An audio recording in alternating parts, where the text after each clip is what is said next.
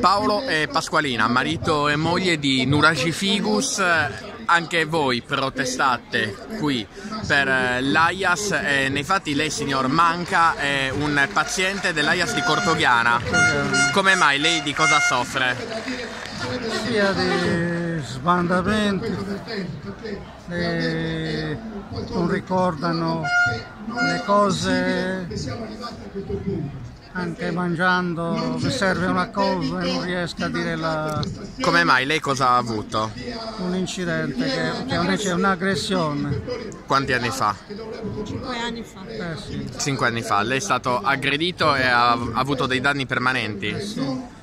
Sa quali sono questi danni permanenti La esattamente? verità io non ricordo, però Vuoti di memoria? se sono questi voti che io vado su dall'AIAS, perché la verità in confronto mi hanno fatto vivere di nuovo, perché non camminavo, sia a parlare sia a camminare un pochino, prima non riuscivo neanche a camminare. Ecco, sentiamo dalla moglie, signora Pasqualina, esattamente suo marito da quanti anni va all'AIAS?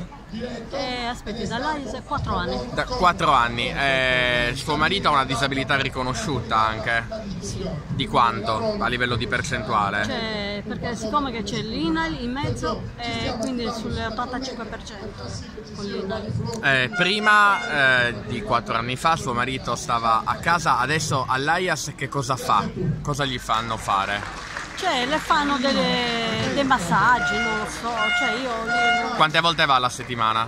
Adesso sta andando 2 volte alla settimana. 2 volte alla settimana. Il vostro timore da gennaio 2019 qual è? Che chiudano magari l'AIAS e poi lui non potrà andare alla struttura. A me mi sta tenendo in piedi un po' queste cose, perché mi fanno riconoscere certe cose che io dimentico, come si chiamano,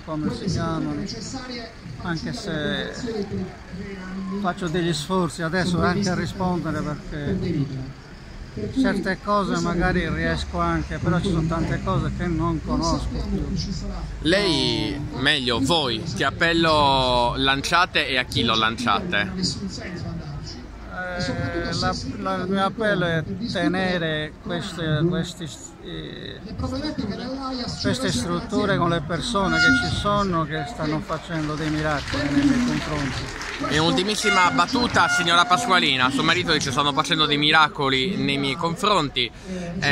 Se da gennaio non dovesse essere appunto rinnovata questa convenzione, qual è la sua paura? Lei è la moglie di signor Manca. Cosa posso dirle?